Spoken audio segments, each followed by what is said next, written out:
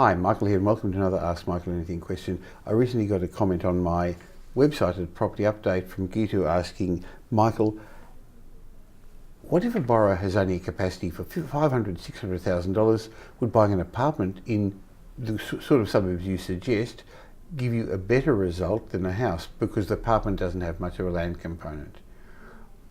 If not, what is the right strategy for a small investor like me? Well, first of all, thank you for your question, Gitu. And secondly, $500,000 to $600,000 isn't a small investor. I think it's still going to buy you a good investment grade property in some good locations. So when you get to buy an investment property, you've really only got three things to play with. Number one is the price, and that's usually set by the banks. Number two is location, and you're not allowed to compromise on that. And three is the property. So you've got to get the best property you can afford, but location comes first.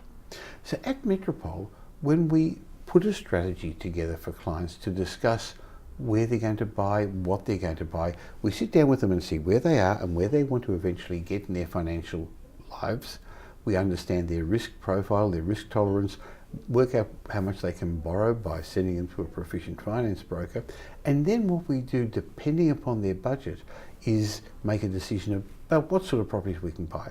Now, recently we bought a $6.8 million block of apartments for a very high net worth client, and at the other end last week we bought a $400,000 one bedroom apartment for a client. So budget makes a huge difference. So number one, as I said, is the budget, and that will then decide upon the location, and as I said, won't be prepared to compromise with that. So if the budget's $2, $3, $4 million, we'll buy for our clients possibly a whole block of apartments. Sometimes we buy commercial properties depending upon what stage of their life they're in. Then if they've got $1.5 or $2 million, often we'll get involved in a medium density development. We only do those in Melbourne at the moment, and that's actually to buy an old house, pull it down and build 2 townhouses for them to keep in the long term. If their budget is less than that, we'll often buy them a townhouse or an apartment or a small house or a semi. And again, it depends upon their budget. So $500,000 to $600,000 would buy you a good house in a high growth suburb in Brisbane. It will buy you a really well located apartment in Melbourne, and in Sydney it may buy you a double garage. Look, I'm sort of joking, but it's not going to get you a good apartment in an investment grade area. You'd squeeze in with 600 with a one bedroom, but not at 500.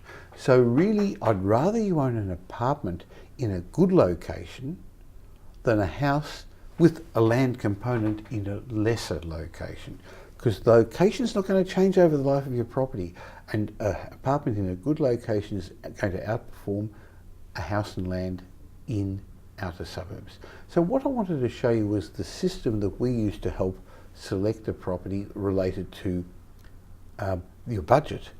How you choose the locations, well, I've discussed that in many blogs and on my podcast, and we use a top-down approach and we use a 6-stranded strategic approach to buy a property. But I'm going to get you to do some homework, get to and look at the website and read a bit more about that and learn a bit more about that, or listen to my podcast at michaelyardneypodcast.com where you'll find out more information. I hope that helped answer your question a little bit. Go for a good apartment rather than a secondary house.